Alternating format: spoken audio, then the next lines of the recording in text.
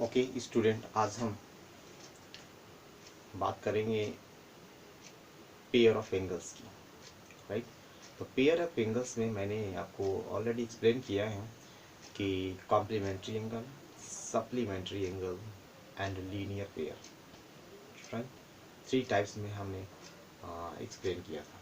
ठीक है, और इसी तरह से आपको एडजेसेंट एंगल भी था। तो अब हम पेयर ऑफ एंगल की अगर बात करते हैं तो sum of two angle is 90, then it called complementary। ठीक है, complementary angle, each angle is called complementary to other, means both are complementary to each other। इसी तरह से था सप्लीमेंट एंगल। राइट, तो अब हम पेयर ऑफ एंगल्स में इसी की बात करते हैं। तो ये आपको ये पेयर ऑफ एंगल्स में इस यहाँ पे जो मेनली है लीनियर पेयर ऑफ एंगल्स की। राइट, तो एग्जाम्स नंबर जो 6.1 है कि इफ अ रे स्टैंड ऑन अ लाइन, जब एक लाइन पे एक रे को अगर स्टैंड किया जाए तो इससे जो फॉर्म होगा टू एडजेसेंट एंगल, ठीक है, वो 180 होता है। तो ये एग्जाम्स है और इसको डायरेक्ट विदाउट प्रूफ आपको कंसिडर कर लेना है। और इसमें सिर्फ अगर प्रूफ चाहिए तो सिर्फ और सिर्फ इसका है कि प्रैक्टिस करके देखना है एक्सपेरिमेंटली। एडिट ओके, तो ये हो गया आपको। और नेक्स्ट वन है 6.2 एग्जाम्स हैं कि if the sum of two adjacent angle is 180। ठीक है, टू एंगल्स का सम अगर 180 होगा तो वो जो रे होगा जो डिवाइड करेगा एंगल्स को, वो क्या होगा आपको स्ट्रेट लाइन हो जाएगा। मीन्स एक लाइन पे होगा। Means two adjacent sum of two adjacent angle. ठीक है, टू एडजेसेंट एंगल का सम कर दीजिए आप। ऐसे एंगल नंबर फर्स्ट है और एंगल नंबर इधर सेकेंड है। जब ये दोनों का अगर हम सम करेंगे तो 180 आएगा। ठीक है, अगर 180 आता है इसका मीनिंग जो नॉन कॉमन आर्म है, ठीक है, non common arm, non common arm जो होगा ये स्ट्रेट लाइन होगा या फिर एक लाइन होगा। ये किस कंडीशन में है? जब सम ऑफ टू एडजेसेंट एंगल 180 होगा। ठीक है, अब थ्योरम स्टार्ट करते हैं और ये थ्योरम है 6.1। ये है कि two lines intersect each other then vertically opposite angles are equal. ठीक है, तो ये जो टू एग्जाम्स है, ठीक है, इस किसका एग्जाम्स है? लीनियर पेयर एग्जाम्स है। और इसको एग्जाम्स को कंसीडर करके, यानी बेसिक जो हमारा एग्जाम्सन है इसको ले करके आगे जो 6.1 थ्योरम है उसको प्रूव करेंगे। कह रहा है कि if two line intersect, suppose two line intersect at a common point O. ठीक है, फर्स्ट कंडीशन में ये कंसीडर करके चलते हैं कि टू स्ट्रेट लाइन है हमारे पास सी डी और ए बी। पहले सी डी लेकर के चलते हैं। राइट, सबका नेमिंग कर देते हैं। सपोज करिए एक्स है और ये वाई है, ये जेड है और ये स्मॉल है, कंसीडर कर लेते हैं। राइट, तो अब देखिए यहाँ पर कि ये जब स्ट्रेट लाइन है और एक रे, मीन्स अभी इधर को हम ओमिट कर रहे हैं, सिर्फ ये कंसीडर कर रहे हैं C D. Since C D is a line, C D क्या है? एक लाइन है। And O A stand on it, इस लाइन पे ओ ए क्या है? स्टैंड है। ठीक है, जब स्ट्रेट लाइन पे एक रे स्टैंड करता है तब क्या बनता है? तो from exams number 1, linear pair exam, from linear pair exams, तो लीनियर पेयर एग्जाम्स क्या कहता है कि अगर कोई स्ट्रेट लाइन है उस पे एक रे स्टैंड करता है तो सम ऑफ जो एडजेसेंट एंगल है, एडजेसेंट एंगल कौन सा है, X and Y, sum of adjacent angle जो होगा 180 होगा, ठीक है, that is X plus Y equal to 180 degree. ये कंसिडर करते हैं equation number 1। Is it okay?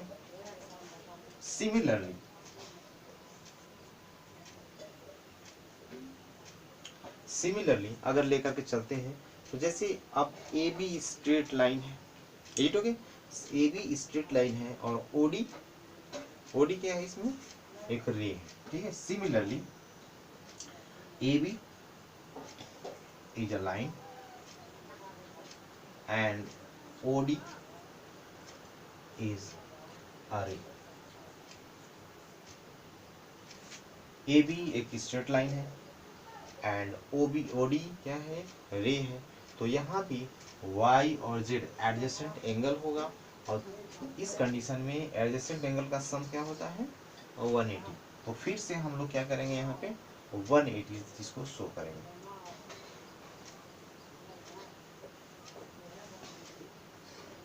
Means y plus z equal to 180 होगा, ठीक है, by first linear pair axiom, linear pair exams.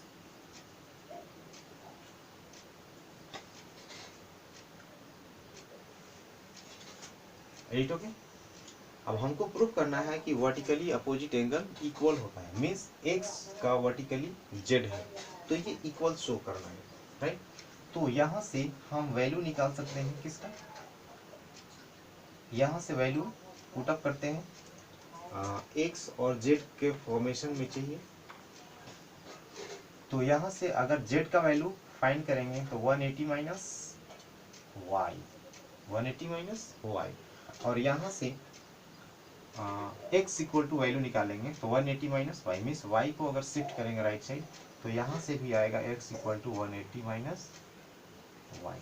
देखिए राइट साइड इक्वल है, ठीक है, ये 1 था और ये 2 है, राइट साइड क्या है इसका, इक्वल है, तो लेफ्ट साइड भी इक्वल होगा from equation 1 and 2 x equal to z, ठीक है। तो एक angle x and z equal आ गया, तो वैसे ही हम लोग प्रूफ कर सकते हैं small A angle small A equal to Y को प्रूफ किया जा सकता है, ठीक है। तो similarly we can prove, similarly we can prove angle A equal to angle Y. इसी तरह से प्रूफ किया जा सकता है angle A equal to angle Y. तो यही इसका प्रूफ है। ये एक्सरसाइज जो दिया हुआ है, एक्सरसाइज थ्योरम नंबर 6.1, इसके बाद आपको एग्जाम्पल स्टार्ट है, ठीक है। तो चलिए हम कुछ क्वेश्चन बता देते हैं, एक क्वेश्चन, बाकी का जो क्वेश्चन है आपको खुद से करना होगा, ठीक। चलिए क्वेश्चन नंबर देखते हैं, एक्सरसाइज 6.1, क्वेश्चन नंबर 1 बता दें। चलिए ये फिगर गिवन है क्वेश्चन नंबर 1 का, A B and C D intersect at O, सही है, A B and C D intersect at a common point O, ठीक है। If given that angle A O C plus B O E, angle B O E equal to 70 degree दिया हुआ है, ठीक है। ए O C, where is a O C, A O C ये angle, and B O E, where is B O E ये angle, ये दोनों का सम दिया है 70 डिग्री, ठीक है। And angle B O D equal to 40 degree, B O D 40 degree, B O D वेज बी ओ डी, यहाँ देखो बी ओ डी 40 डिग्री है। Find angle B O E, ठीक है, angle B O E equal to find करना है, and reflex angle COE, reflex angle COE। देखिए कहाँ पे है ये BOE, तो यहाँ देखिए BOE, ये एंगल फाइंड करना है। ये सपोज करते हैं कि एंगल X है, इसी को फाइंड करना है। और यहाँ सपोज कर लीजिए कि ये एंगल Y है। ठीक, ओके। चलिए अब वर्टिकली अपोजिट एंगल, ठीक है, AB and CD intersect, since intersect, where intersect? At O, then vertically opposite angle are equal, then vertically opposite angles are equal।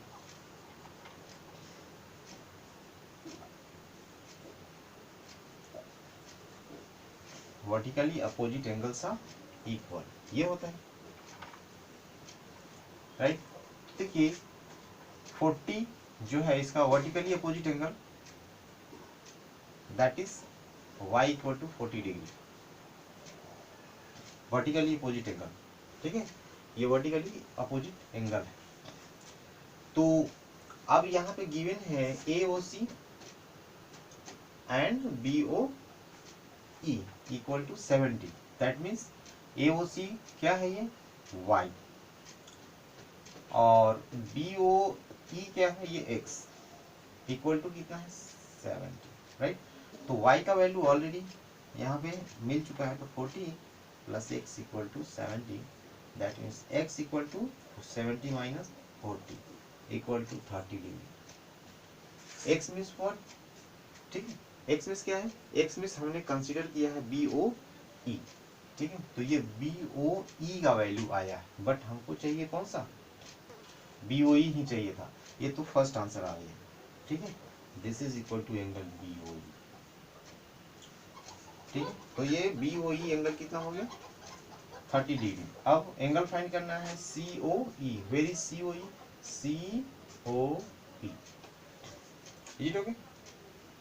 तो इस COE को फाइंड करने के लिए क्या करेंगे हम लोग, देखिए यहाँ पर स्ट्रेट लाइन है, ये AB स्ट्रेट लाइन है, और ये हमारा एक रे है, ठीक है। जब वो रे है तो इस पे जितना भी एंगल्स होगा, मीन्स X Y और ये एंगल, ठीक है, स्ट्रेट लाइन पे है, तो सबका सम क्या होगा 180। तो चलिए अब उसको करते हैं, लेकिन x और y का जो वैल्यू है ऑलरेडी पता है, ठीक है, कितना है, ये हमारा है 70, और COE फाइंड करना है। चलिए COE निकालते हैं।